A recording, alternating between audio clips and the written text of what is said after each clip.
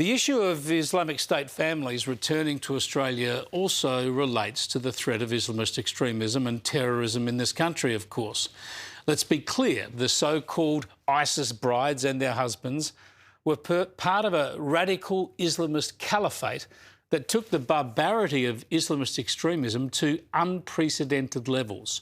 And the 34 people seeking to come to Australia have spent the past years in camps full of former Islamic State people, camps specifically built to detain former Islamic State or ISIS operatives and their families.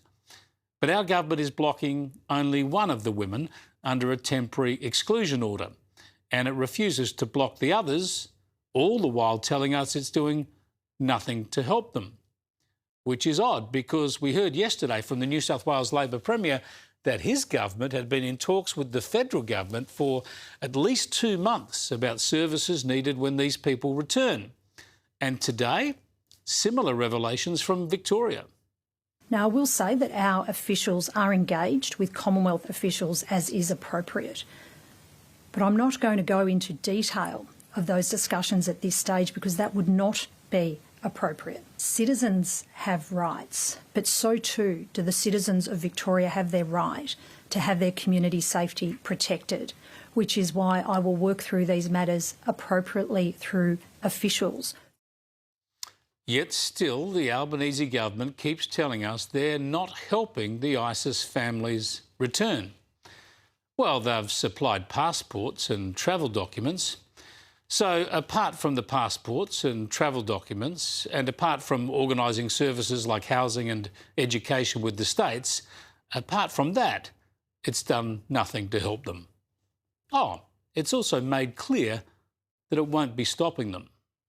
Are you actively trying to stop them coming back then? Oh, we don't want them to come back. No, but are you actively trying to stop them? We're actively making sure we do nothing to help them. Nothing to help them at all. The only reason they are in... Stop them is the question? I beg your pardon? Nothing to stop them. Well, you can't... other than a temporary exclusion order, there isn't a legislative power to be able to stop an Australian citizen from entering Australia. Despite these claims of impotence from the government, opposition calls are only getting stronger. I don't believe, the Liberal National Party doesn't believe, that these ISIS brides should come back. They've been involved with a terrorist organisation. But it's not as simple as putting them in our schools when they come here. These children will need extra support. They have not had an Aussie upbringing. They did not learn our values. They have potentially been subject to deep trauma. They need special care, not just simply popping them into our schools in our communities in Sydney. And, of course, all this plays directly into the ongoing immigration debate, which has become more robust since the change of federal opposition leader. A couple of former senior Liberals had their say today. The Howard government was at the forefront of ensuring that when it came to protecting our borders, we treated it as an issue of self-defence. I think we need to treat our legal immigration program now as a matter of self-defence. And that is a big mind shift, and we need to move to a immigration policy which does discriminate. It discriminates on the basis of what's in the national interest.